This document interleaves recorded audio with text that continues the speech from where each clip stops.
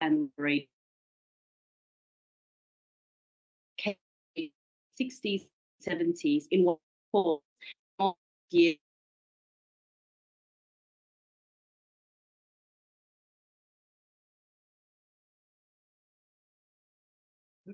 So Irratti, your connection, we cannot hear you at all. Maybe try to turn off the video and just turn audio on.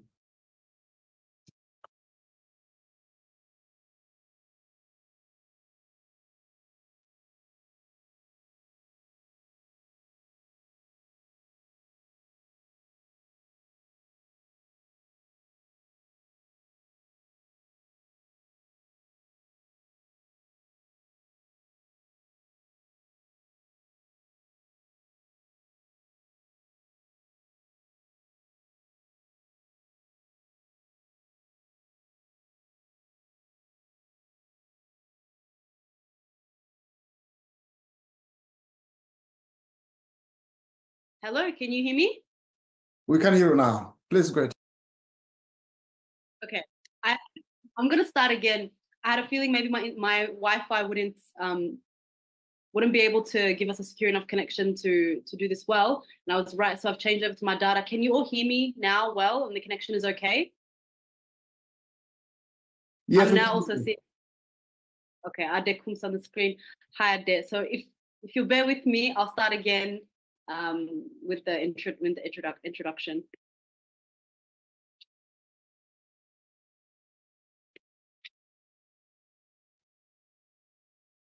Okay.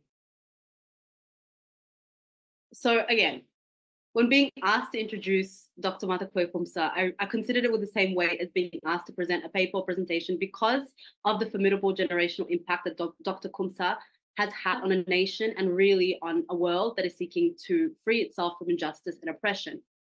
I asked Ade Kumsaa 3 central questions in the hopes that before you hear the knowledge and wisdom that she will share in her presentation, you may be given just a glimpse of an insight into the lifetime of experience that has shaped the person, the lawkeeper, and the academician that we know today. The questions were, when did you join the Oromo struggle and what was the catalyst? When did you begin to ask the woman question in the Oromo struggle and what was the catalyst?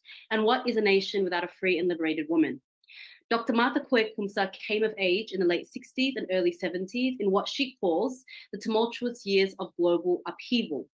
In contextualizing her initiation into political life, she makes reference to the defining political dynamics of the time, both globally and locally. In her words, in Africa, anti-colonial national liberation movements were driving colonizers out and gaining independence one after another. The Eastern Bloc socialist communist countries of the Cold War divide stood behind these movements in Africa, Asia, and Latin America. In Vietnam, anti-colonial and anti-imperial national liberation fighters were chasing American imperialists out of their country, and the superpowers were losing the war. In America, the civil rights movement, Black Power, Red Power, women's liberation, sexual liberation movements were rocking the country. In Ethiopia, where Dr. Kumsaa was in these years, Ade Kuwee describes that, in her words, all this global upheaval was slowly cutting through the thick insulation and filtering into the country. Coups and mutinies were starting to challenge the emperor, who was Haile Selassie at the time, and popular discontent was rising. The peasant revolutions that were militarily crushed time and time again were finding their voice through student movements that were growing bolder. As the world was changing around her, Dr. Kuwee became active in the growing student movements in her small town of Dambidolo in her senior year of high school. She continued her student activism in university beginning in 1972. Ade Kuwee describes herself as having been a foot soldier, marching in the streets, chanting slogans and singing revolutionary songs, daring police tear gases and batons. In participating in both the student movement, anchored in the class question, and growing conversations about nationalist struggle in Ethiopia, Dr. Kuwee was confronted by contradictions within both of these movements. Ade Kuwee describes that, again in her own words, raising the Oromo issue in my revolutionary groups, my comrades silenced me. Don't raise the issue of national oppression till we defeat the imperialist enemies. But national liberation hurts now. Being Oromo in Ethiopia hurts and it hurts now. We see another inspiring example of Dr. Kumsaa's fight against this contradiction when, in 1975, at the age of 19, she translated the Communist Manifesto into Afaan Oromo, but authorities refused to publish it until it was translated into Amharic, resulting in it being held from publishing for 9 months. She found more space to talk about the oppression the Oromo faced amongst Oromo nationalist circles, but she describes that here again she was silenced, but for raising the gender issue. The rhetoric she was confronted by, again in her own words, gender is divisive in our national struggle. Wait till we beat the Abyssinian oppressor, wait till we win our liberation. Her response again, but gender hurts. Being a woman in the Oromo struggle hurts, and it hurts now. Dr. Kumsaa became involved with the Oromo Liberation Front when it was formally organized and found what she calls solace in its stating that it would fight against all kinds of oppression. She describes that the slogan of other liberation struggles was also orchestrated to mobilize women here. There is no national liberation without the emancipation of women, but this remained hollow lip service as women remained in the chains of gender oppression in practice. This lip service, which Dr. Kuwee identifies as a strategy of exclusion by inclusion, which she witnessed amongst both the Derg and the nationalist revolution of the Oromo at the time, was, she describes, the experience of women in many national liberation struggles from Vietnam to African and Latin American national liberation contexts. I believe that this is what we need to cut through and to achieve a genuine revolutionary praxis, because there is no nation without its women, says Kuwee. Dr. Martha Kuwee Kumsaa is a co-founder of the Sikhe Institute. She is a transnational Sikhe feminist engaged in decolonizing community-based research and praxis. She's also a former emerita. She's also a professor emerita at Wilfrid Laurier University, retired after 20 years of service in teaching, researching, and community engagement. Today, the title of Dr. Kuwee's presentation is The Significance of the Sikhe Institute in the Oromo Struggle and System Building. For those in our audience today, I encourage you to take note of your questions and share them in the chat sections of wherever you are watching this, as we will have a Q&A at the end. Adekwe, I now hand it over to you in both gratitude and awe, with apologies because I know that your humility may have found my sharing all of this to be excessive, but your contributions and story deserve to be known. Thank you, and please take the mic.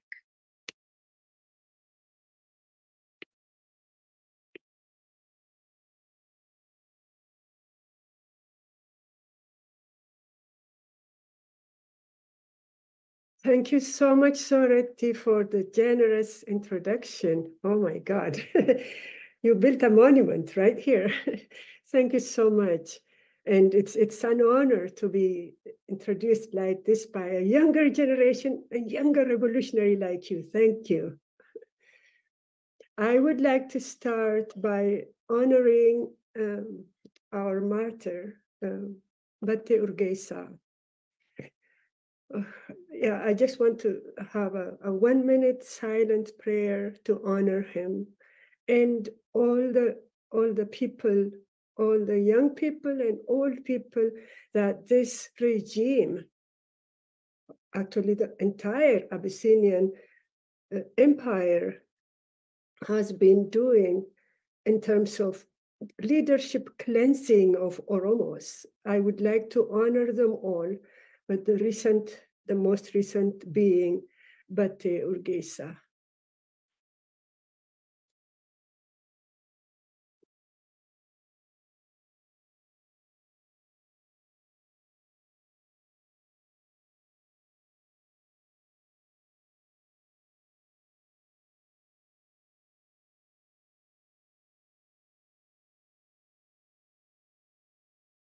Thank you. Batte was an articulate, courageous, young and upcoming leader with a full potential to be a full-fledged leader ahead of him in his future. But that future has been cut short by the sightless, aimless regime that just blindly kills away younger people and leaders. It is really involved in generation and leadership cleansing of Oromos. I'm sorry, I'm a little bit more shaken, but Batte was the younger, he was younger than my youngest child, really, with a full future ahead of him. But yeah, he was cut short. But what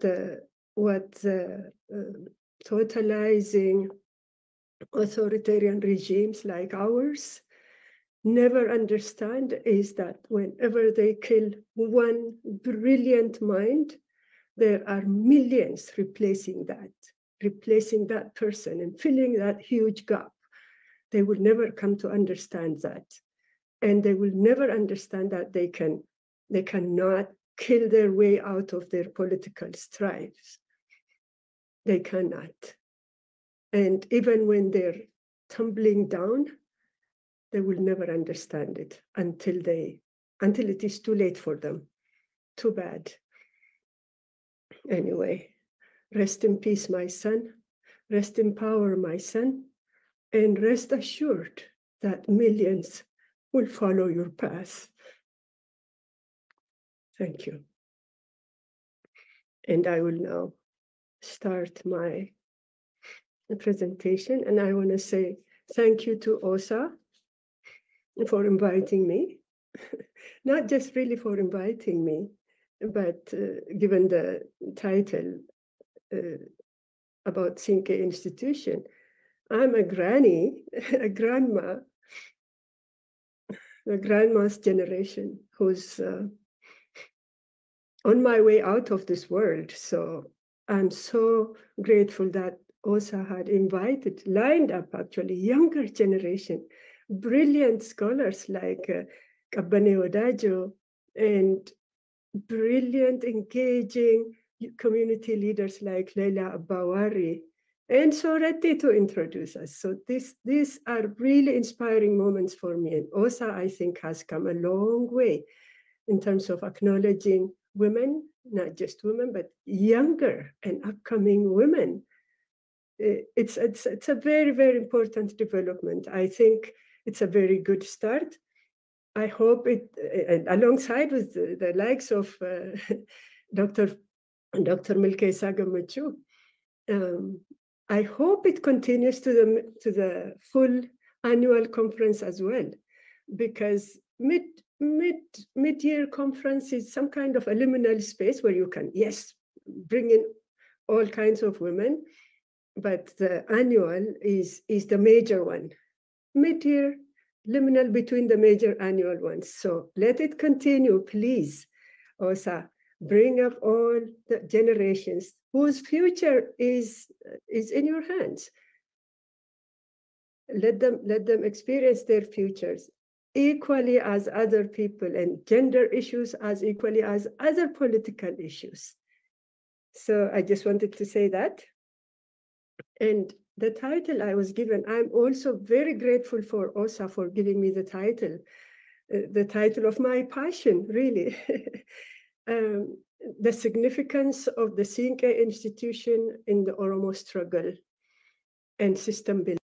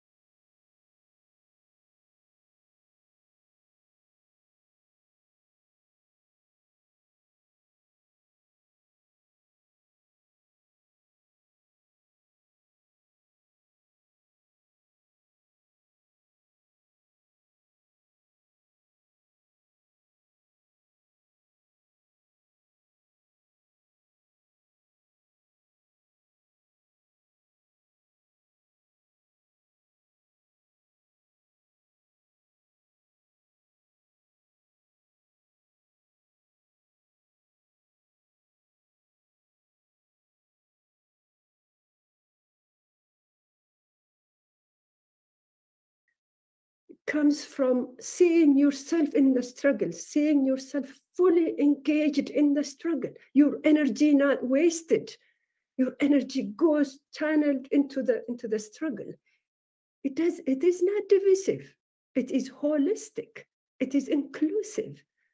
So that's one. The other part is also the radical Oromos and the other radical left-leaning organizations say, no, women's issues, the gender issue is like feminism is a Western imperialistic culture. Get it out of our system. We don't want imperialism here. But what they don't actually want is raising the gender issue. It's not that it is feminist issues are just Western issues. Gender issues are all issues of all patriarchal settings, but nobody wanted the gender issue to be raised.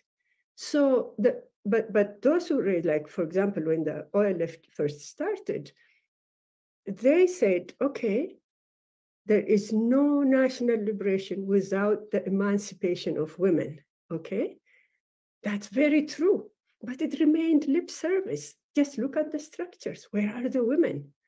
Just look at what's happening. Where are the women? They are left behind.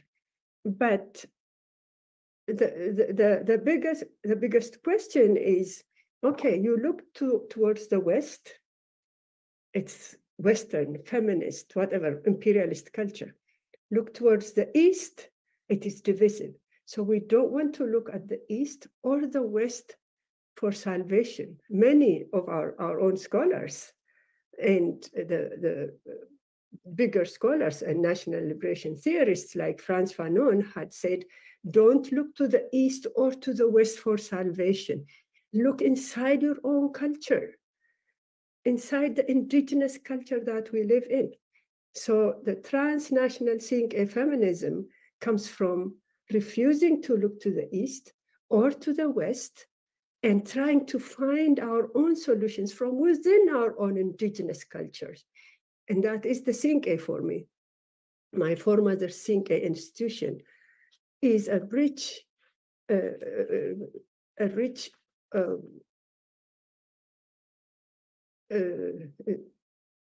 context, a rich way of, like women's way of knowing and women's way of being in the world.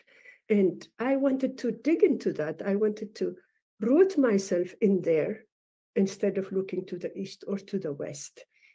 And that's where transnational Sinke feminism comes from. And it is transnational because I am not in the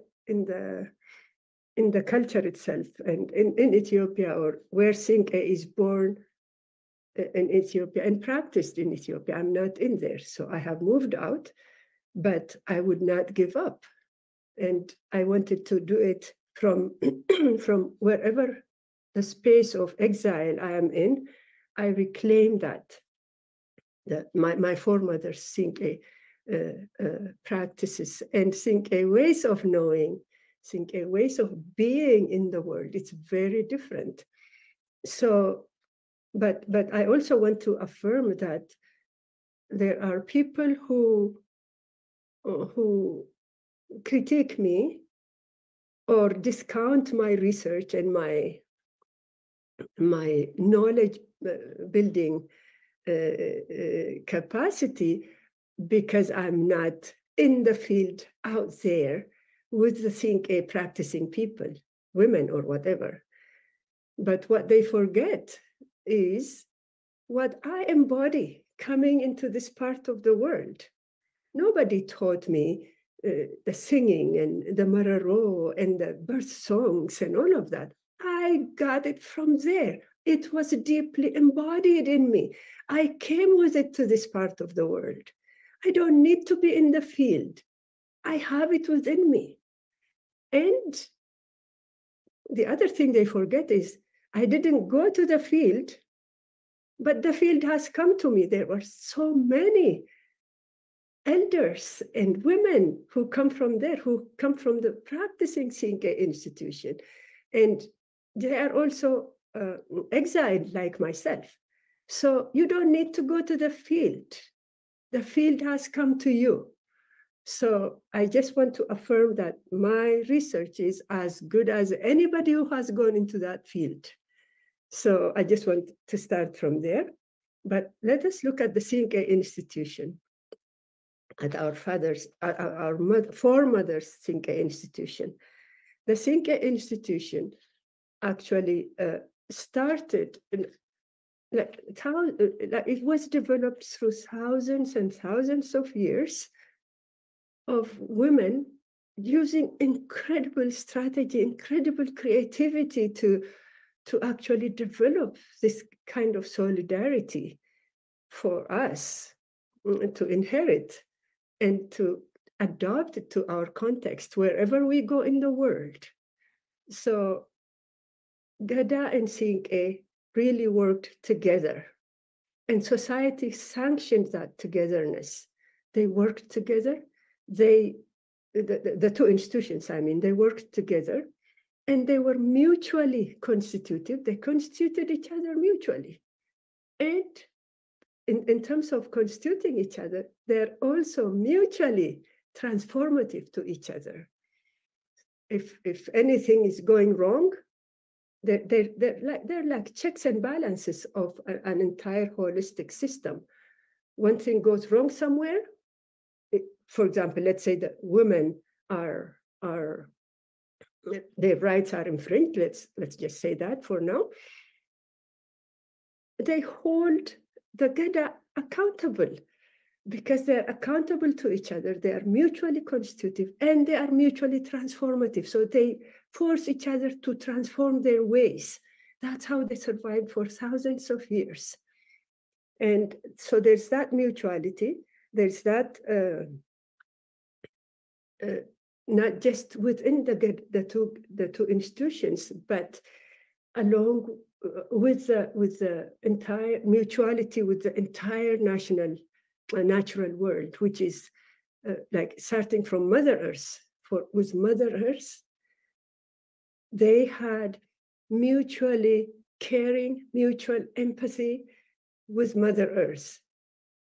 Excuse me, Earth is not just there for extraction. The natural world is not just there for extraction. It cares for people and the people care back for it. So there is mutuality with the natural environment, not just the natural environment, but the entire cosmos. So that relationship between the human beings, not just within the human beings, but also with the natural world, with all beings of the cosmos, is being lost. When we lose women's knowledge, women's way of being in the world, we lose all the richness that comes with the connections, all of these connections with the natural world, with human beings, not just Oromos, but other human beings around Oromos as well. So that gets lost. So what we do at the Sinke Institute here in the diaspora, we have organized at Sinke Institute that reclaims that rich knowledge that is getting excluded from all kinds of knowledge making.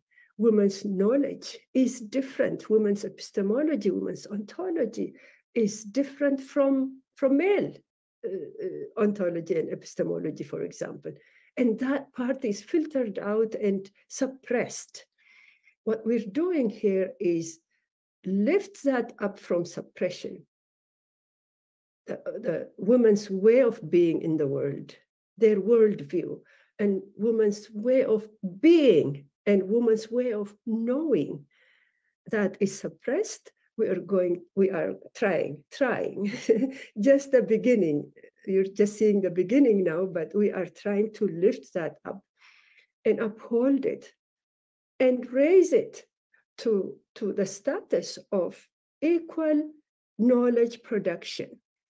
So that's what we're doing at the Think Institute. We're reclaiming, we're reframing it for our context, global context, and we are lifting up women's way of knowing and women's way of being in the world. So that's the Think Institute. It is a prefigurative organization in the sense that we imagine the utopia, the future that we want to live.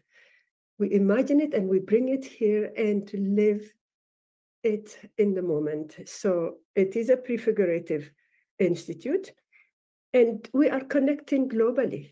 Our foremothers didn't have the chance, the opportunity to connect with other indigenous peoples around the world, but we have that opportunity. Why not? Why not use distill the principles they lived for, they strove for, they developed for thousands of years? Why waste that? It's so rich. It is so creative. It is a wonderful way of solidarity. So we need to kind of scatter the seeds, if you like, and build those relationships with indigenous peoples around the world. So that is what we're doing here. Prefiguration is not a wishful thinking. It really isn't. It is a way of imagining that beautiful future that we like, and strive to live it in the here and now, while we're also trying to realize it, living it as we try to realize it. It's like what Mahatma Gandhi said, become the change you want to see, right? We are trying to become the change we want to see. So that is the Think Institute that is derived from the Think institution of our Oromo foremothers back home. But let us look at the Think institution. We have unpacked it a little bit, but let us look at the Oromo struggle. What is the Oromo struggle? Where did it start? How did it start? Where is it going? Where did it stumble? I think the Oromo struggle is a struggle for justice, and it has been going on for a very long time. And I entered into the fray when the OLF was starting to organize as a national liberation movement. So for me, it is a national liberation movement that leads to self-determination. And it was a holistic struggle, but I think it stumbled. It took its eyes off the prize. So let us prefigure our dream, utopia of a national liberation. In order to do that, let us go back and see where we stumbled in order to look into the future with some clarity.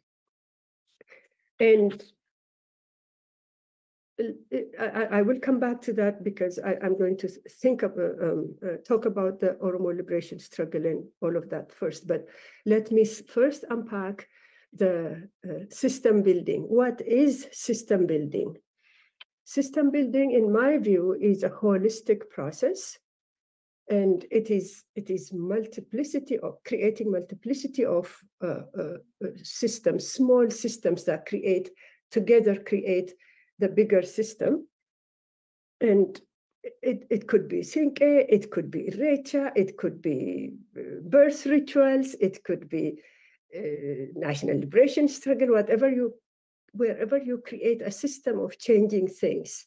We want to change something, and in order to change something, we need to create little systems that work together towards that change. And those systems are in the form of networks of equal little systems working around and working together. And it's not a hierarchical thing. If we're changing a system, I think where we stumbled is creating a hierarchical system that, like, for example, in our struggle, the politics the political system, the political organization subsumed everything under themselves, which shouldn't be. The political is itself, the religious, the cultural, everything had its space. It doesn't have to be subsumed. One doesn't have to subsume everything under it. They can be, that is the hierarchical way of the dominant relationships. We don't want the dominant relationships. If we want to create a liberation struggle, we need to create it from equal partners, equal systems, small systems, whether it's religious, cultural, social, political, and all of those need to be equal partners. And they're not just, there are two key issues here. Yes, we created all of this. We have irratti, we do these birth songs and whatever, women's rituals and all of that, and youth, all of that. But there is a key issue that needs to be looked at. Yes, we were all creating these little systems, but these little systems are working at cross purposes. They're not integrated. They're not aligned. So there's two keywords that needs to be looked at: alignment and integration. These systems, instead of being on their own, they don't have to be subsumed under any of them, but they don't have to be like around unintegrated and just scattered all over the place either. So there needs to be a balance where all of these little systems that we create are coming together and integrated for the generic goal that we are all oriented towards. And then, yes, once we are integrated, there is also a question of alignment. Even within integration, people can be, systems can be at odds with each other.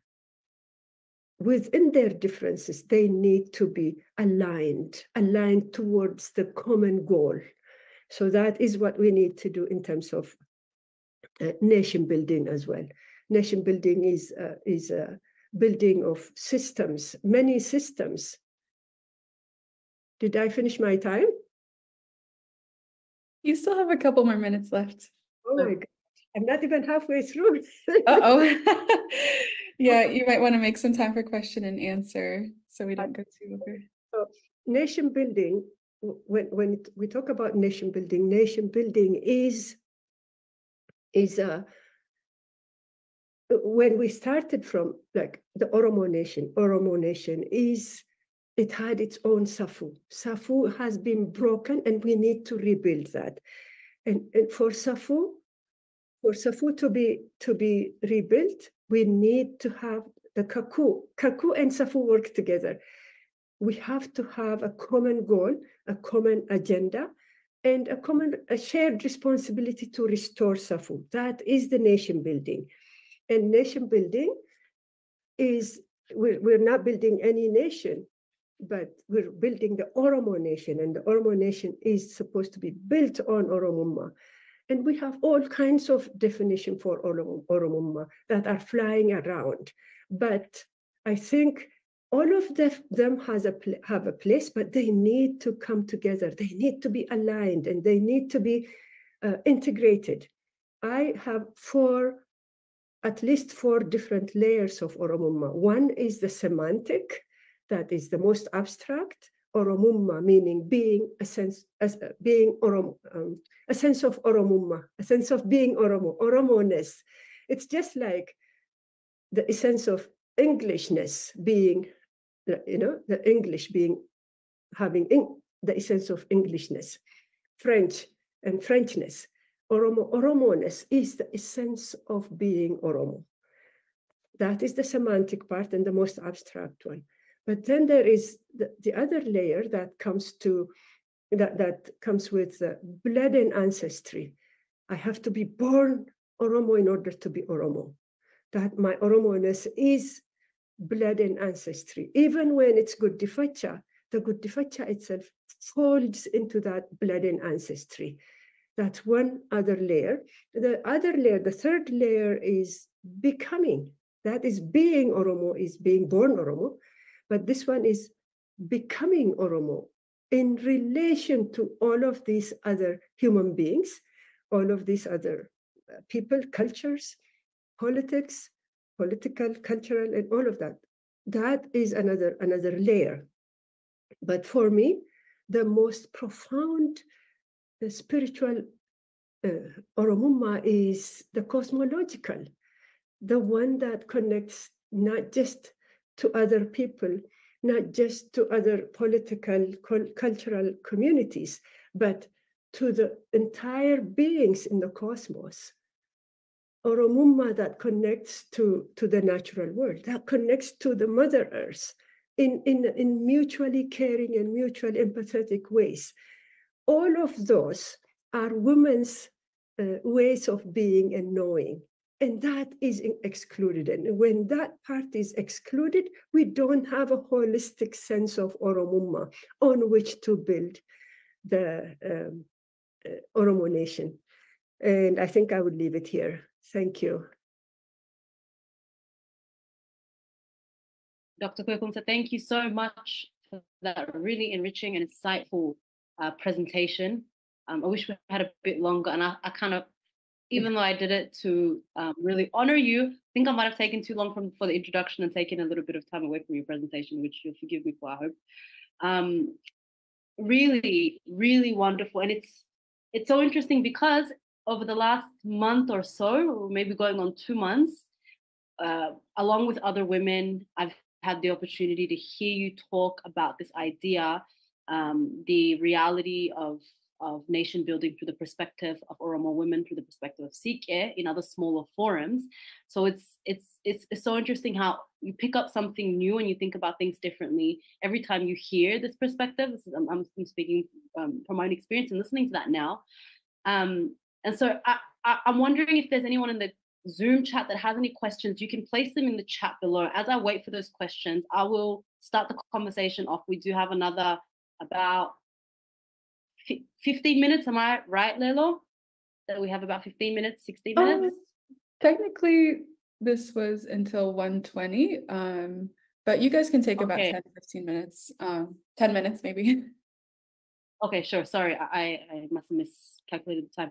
So I'll ask one question that came to mind as I was listening, and then again, I'll invite 1 or 2 more questions from the Zoom chat, and then if any of the other folk who are watching the Facebook chat, if questions come through, feel free to send them. But Adekwe, in the writing, songs of... Sorry, they don't have a permission to send a text message, so they can raise their hand.